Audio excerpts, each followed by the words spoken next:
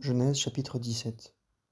Et Abram était âgé de 99 ans, et l'Éternel apparut à Abram, et lui dit : Je suis le Dieu Tout-Puissant, marche devant ma face, et sois parfait.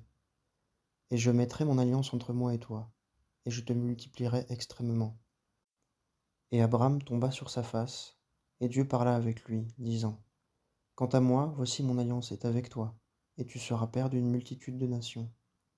Et ton nom ne sera plus appelé Abram, mais ton nom sera Abraham, car je t'ai établi père d'une multitude de nations. Et je te ferai fructifier extrêmement, et je te ferai devenir des nations, et des rois sortiront de toi. Et j'établirai mon alliance entre moi et toi et ta semence après toi, en leurs générations, pour être une alliance perpétuelle, afin que je sois ton Dieu, à toi et à ta semence après toi. Et je te donne, et à ta semence après toi, le pays de ton séjournement, tout le pays de Canaan, en possession perpétuelle, et je serai leur Dieu. Et Dieu dit à Abraham : Et toi, tu garderas mon alliance, toi et ta semence après toi, en leur génération. C'est ici mon alliance, que vous garderez entre moi et vous, et ta semence après toi. Que tout mâle d'entre vous soit circoncis. Et vous circoncirez la chair de votre prépuce, et ce sera un signe d'alliance entre moi et vous. Et tout mâle de 8 jours, en vos générations, sera circoncis parmi vous. Celui qui est né dans la maison, et celui qui est acheté à prix d'argent, tout fils d'étranger qui n'est point ta semence. On ne manquera point de circoncire celui qui est né dans ta maison, et celui qui est racheté de ton argent. Et mon alliance sera en votre chair, comme alliance perpétuelle.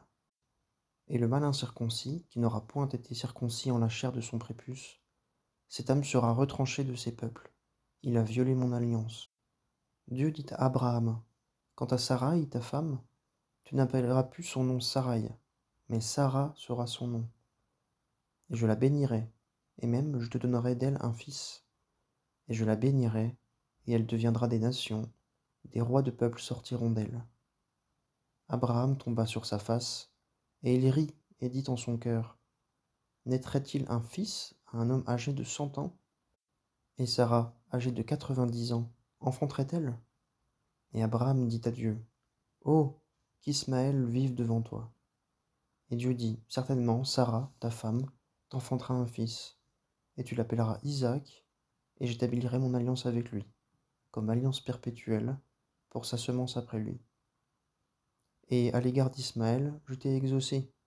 Voici, je l'ai béni, et je le ferai fructifier et multiplier extrêmement. Il engendrera 12 chefs, et je le ferai devenir une grande nation. Mais mon alliance, je l'établirai avec Isaac, que Sarah t'enfantera en cette saison, l'année qui vient. Et ayant achevé de parler avec lui, Dieu monta d'auprès Abraham. Et Abraham prit Ismaël, son fils, et tous ceux qui étaient nés dans sa maison, et tous ceux qui avaient été achetés de son argent, tous les mâles parmi les gens de la maison d'Abraham, et il circoncit la chair de leur prépuce en ce même jour-là, comme Dieu lui avait dit. Et Abraham était âgé de 99 ans lorsqu'il fut circoncis en la chair de son prépuce. Et Ismaël, son fils, était âgé de 13 ans lorsqu'il fut circoncis en la chair de son prépuce. En ce même jour-là, Abraham fut circoncis, et Ismaël son fils, et tous les hommes de sa maison, ceux qui étaient nés dans la maison, et ceux qui avaient été achetés à prix d'argent d'entre les fils de l'étranger, furent circoncis avec lui. Évangile selon Matthieu, chapitre 16. Et les pharisiens et les sadducéens, s'approchant, lui demandèrent, pour l'éprouver, de leur montrer un signe du ciel. Mais lui, répondant, leur dit : Quand le soir est venu, vous dites : Il fera beau temps, car le ciel est rouge. Et le matin, il y aura aujourd'hui de l'orage, car le ciel est rouge et sombre. Vous savez discerner l'apparence du ciel, et ne pouvez-vous pas discerner les signes du temps ? Une génération méchante et adultère recherche un signe, et il ne lui sera pas donné de signe, si ce n'est le signe de Jonas. Et les laissant, il s'en alla. Et quand les disciples furent venus à l'autre rive, ils avaient oublié de prendre du pain. Et Jésus leur dit : Voyez, et soyez en garde contre le levain des pharisiens et des sadducéens. Et ils raisonnaient en eux-mêmes, disant : C'est parce que nous n'avons pas pris du pain. Mais Jésus, le sachant, dit : Pourquoi raisonnez-vous en vous-mêmes, gens de petite foi, sur ce que vous n'avez pas pris du pain ? N'entendez-vous pas encore, et ne vous souvient-il pas des 5 pains de 5000 hommes, et combien de paniers vous en recueillîtes ? ni des 7 pains des 4000 hommes, et combien de corbeilles vous en recueillîtes? Comment n'entendez-vous pas que ce n'est pas touchant du pain que je vous disais? Soyez en garde contre le levain des pharisiens et des sadducéens. Alors ils comprirent que ce n'était pas contre le levain du pain qu'il leur avait dit d'être en garde, mais contre la doctrine des pharisiens et des sadducéens. Or, lorsque Jésus fut venu au quartier de César et de Philippe, il interrogea ses disciples, disant: Qui disent les hommes que je suis, moi, le Fils de l'homme? Et ils dirent: Les uns disent Jean le baptiseur, les autres Élie, et d'autres Jérémie ou l'un des prophètes. Il leur dit: Et vous, qui dites-vous que je suis? Et Simon-Pierre répondant dit: Tu es le Christ, le Fils du Dieu vivant. Et Jésus répondant lui dit: Tu es heureux, Simon Bar-Jonas, car la chair et le sang ne t'ont pas révélé cela, mais mon Père qui est dans les cieux. Et moi aussi je te dis que tu es Pierre, et sur ce roc je bâtirai mon assemblée, et les portes du Hadès ne prévaudront pas contre elle. Et je te donnerai des clés du royaume des cieux, et tout ce que tu lieras sur la terre sera lié dans les cieux, et tout ce que tu délieras sur la terre sera délié dans les cieux. Alors il enjoignit aux disciples de ne dire à personne qu'il fut le Christ.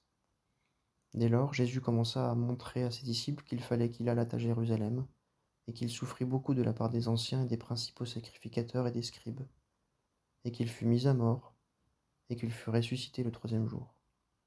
Et Pierre, le prenant à part, se mit à le reprendre, disant: Seigneur, Dieu t'en préserve, cela ne t'arrivera point.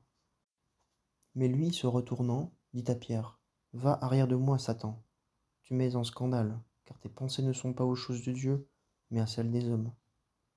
Alors Jésus dit à ses disciples: Si quelqu'un veut venir après moi, qu'il se renonce soi-même, et qu'il prenne sa croix et me suive. Car quiconque voudra sauver sa vie la perdra, et quiconque perdra sa vie pour l'amour de moi la trouvera.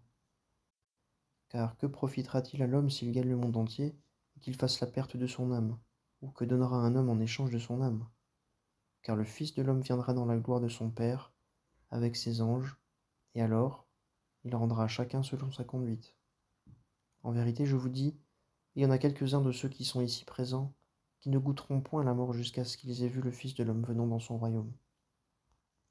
Néhémie chapitre 6. Et il arriva que lorsque Sambala et Tobija et Geshem l'arabe et le reste de nos ennemis apprirent que j'avais bâti la muraille et qu'il n'y restait aucune brèche, quoique jusqu'à ce temps-là je n'eusse pas posé les battants aux portes, Sambala et Geshem m'envoyèrent dire: Viens et rencontrons-nous ensemble dans les villages de la vallée d'Ono. Mais ils pensaient à me faire du mal. Et je leur envoyai des messagers disant: Je fais un grand travail et je ne puis descendre. Pourquoi le travail cesserait-il pendant que je le quitterais et que je descendrais vers vous? Et ils m'envoyèrent dire la même chose 4 fois, et je leur répondis de la même manière. Et Sambala m'envoya son serviteur, une 5e fois, de la même manière, une lettre ouverte à la main. Il y était écrit: On entend dire parmi les nations, et Gachemou le dit, que toi et les Juifs vous pensez à vous révolter.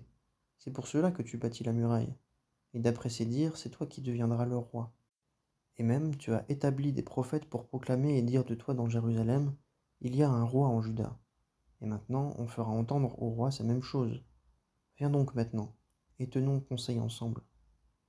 Je lui envoyai dire: Aucune des choses dont tu parles n'a eu lieu, mais tu les inventes dans ton propre cœur. Car ils voulaient tous nous effrayer, disant: Leurs mains se lasseront du travail, et il ne se fera pas. Maintenant donc, fortifie mes mains.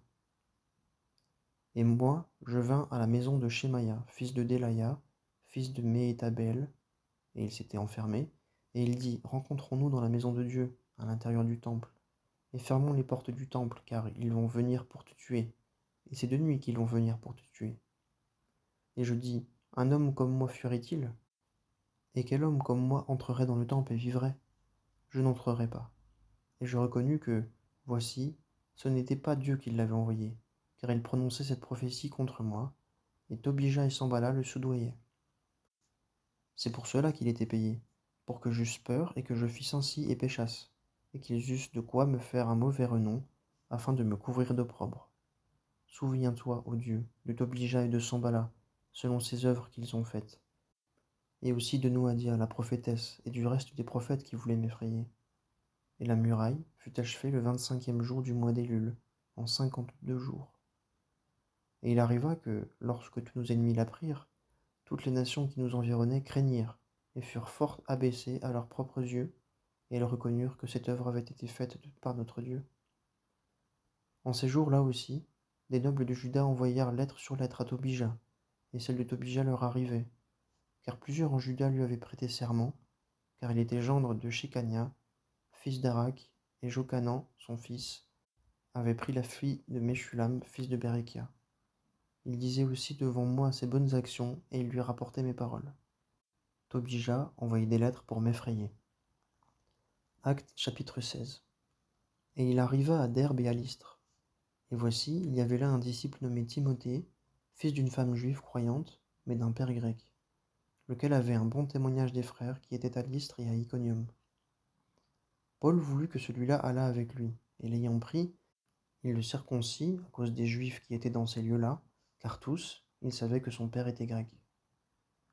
Et comme ils allaient par les villes, ils leur remirent pour les garder les ordonnances établies par les apôtres et les anciens qui étaient à Jérusalem.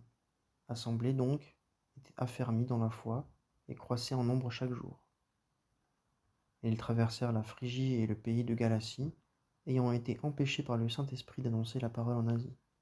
Et étant venus jusqu'en Mysie, ils essayèrent de se rendre en Bithynie, mais l'Esprit de Jésus ne le leur permit pas. Mais ayant passé par la Mysie, ils descendirent dans la Troade. Et Paul vit de nuit une vision. Un homme macédonien se tenait là, le priant et disant « Passe en Macédoine et aide-nous. » Et quand il eut la vision, aussitôt nous cherchâmes à partir pour la Macédoine, concluant que le Seigneur nous avait appelés à les évangéliser. Quittant donc la Troade, nous fîmes voile, tirant droit sur Samothrace, et le lendemain à Néapolis, et de là à Philippe, qui est la première ville du quartier de la Macédoine, et une colonie. Et nous séjournâmes quelques jours dans cette ville. Et le jour du Shabbat, nous sortîmes hors de la porte, et nous nous rendîmes au bord du fleuve, où l'on avait coutume de faire la prière. Et nous étant assis, nous parlions aux femmes qui étaient assemblées. Et une femme nommée Lydie, marchande de pourpre de la ville de Thyatire, qui servait Dieu, écoutait. Et le Seigneur lui ouvrit le cœur pour qu'elle fût attentive aux choses que Paul disait. Et après qu'elle eut été baptisée ainsi que sa maison, elle nous pria, disant « Si vous jugez que je suis fidèle au Seigneur, entrez dans ma maison et demeurez-y. » Et elle nous y contraignit. Or il arriva que, comme nous allions à la prière, une savante qui avait un esprit de python et qui, en prophétisant, procurait à sa maître un grand gain, vint au-devant de nous. Et marchant après Paul et nous, elle criait, disant « Ces hommes sont les esclaves du Dieu Très-Haut, qui vous annoncent la voie du salut. » Et elle fit cela pendant plusieurs jours.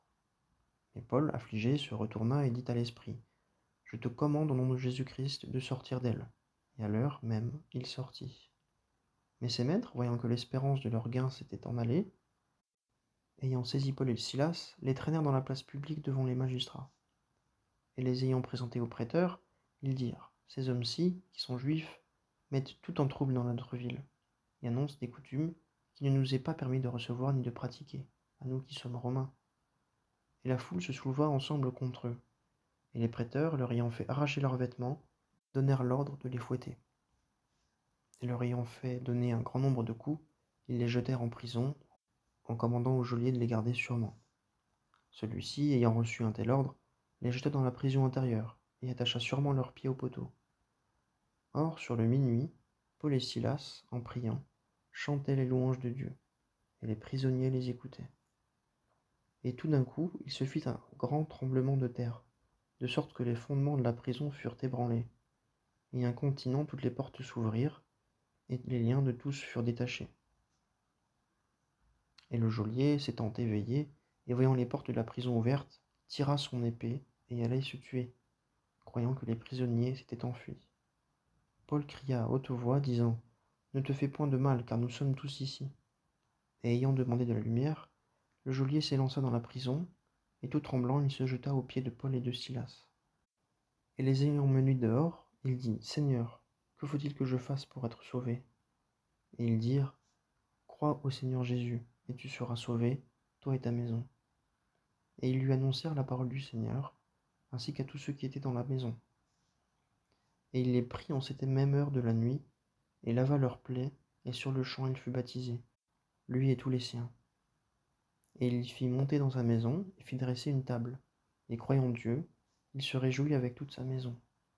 Et le jour étant venu, les prêteurs envoyèrent les dicteurs, disant « Relâche ces hommes ». Et le geôlier rapporta ces paroles à Paul, disant « Les prêteurs ont envoyé afin que vous soyez relâchés.